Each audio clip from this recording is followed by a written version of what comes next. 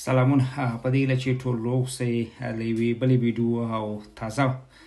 خبر سره ستاسو خدمت کې افغانستان کرکټ ملي لوبډلې لوبغاړي نوید الحق یو تصادفي پریکړه سره د 500 کرکټ څخه د ریټایرمنټ یا استعفا اعلان وکړ. نو موږ انستګرام کې یو پوسټ کړی دی چې په وینای دا ورته اسانه پریکړه نه و، سخته پریکړه و، خو 2023 کال 500 کرکټ نړیوال جام سیالۍ د 500 لوبو وروستۍ لوبې دي. نوین یوازې 40 کاله عمر لري، یوازې 500 لوبې د افغانستان لپاره کړې دي. څه باندې 2 کلن انتظار وروسته د افغانستان کرکټ ملي لوبډلې لپاره په ون ډے سکواډ کې شامل کړی شو. که څه هم نوموړي په لومړیو کې نه غوښتل چې ون ډے کرکټ وکړي، خو دا چې په ټولنیزو رسنیو کې خبره ګرمه شوه، نوین په آی پی ایل کې ښه ولوبېده، نوین په نور لیګونو کې ښه ولوبېده، کرکټ بورډ تر فشار لاندې راغی یا کرکټ بورډ دغه فیصله په هر صورت باندې وکړه چې نوین ون ډے سکواډ کې بغیر د کوم پرفارمنس، بغیر د کوم فټنس ښودلو، بغیر د دې نه چې لوبډلې سره څه وخت تیر کړي،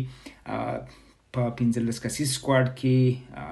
د نړیوال جام لپاره واخیستل شو، چې ښایي د نوین لپاره هم د حیرانونکې پریکړه وه، ځکه نوین له وړاندې په څو مرکو کې دا خبره کړې وه چې نه غواړي د هغه لوبغاړو په ځای باندې راشي چې د په نشتون کې 500 کرکټ ملي لوبډله کې لوبې کړي دي او د ملي لوبډلې د ODI سکواډ غړي وو. خو کرکټ بورډ د چیف سلیکټر پښتون کې اسد الله خان پښتون کې دا غټ خیانت وکړ چې لاسلیک هم په میرویس وکړ چې نوید الحق کې د وفادار مومن، سلیم صافي، ابراهیم عبدالرحیمزي او ځینو نورو بالرانو پښتون کې چې په دغه فارمټ کې له نوین څخه پیس زیاتې، له نوین څخه ضرورت هم لوبډلې ته زیاتو، هغه کینول، پانګونه، مصرف، د هر څه عباس لاړل او نوین را مخکې کړی شو.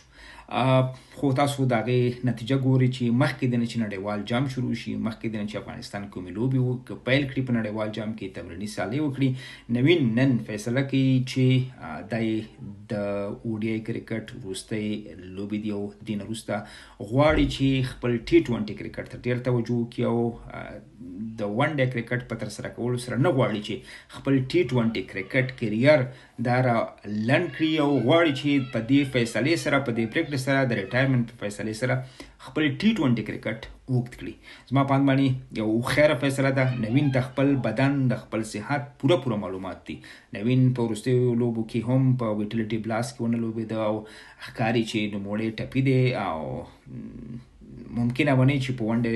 لومړیو لوبو کې هم د افغانستان لپاره په نړیوال جام کې هم ولوبېږي.